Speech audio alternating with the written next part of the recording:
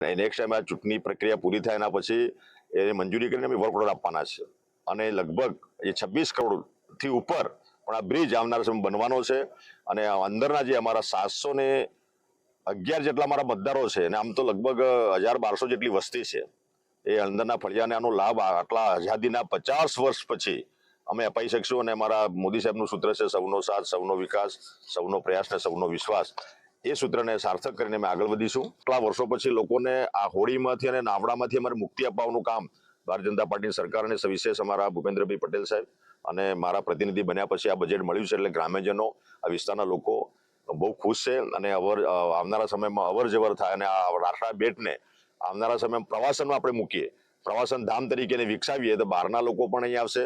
અહીંયા પ્રવાસન માટે એટલું પોટેન્શિયલ છે, પાણી છે, આયર્લેન્ડ છે 7 જેટલા, મહીસાગરનો આ 2 વોટર એરિયા છે આખો ને સામે રાજસ્થાન છે, રાજસ્થાનની બોર્ડર છે એટલે પ્રવાસનમાં પણ આ સ્થળને વિકસાવવાનો આવનારા સમયમાં મારો પ્રયાસ રહેશે।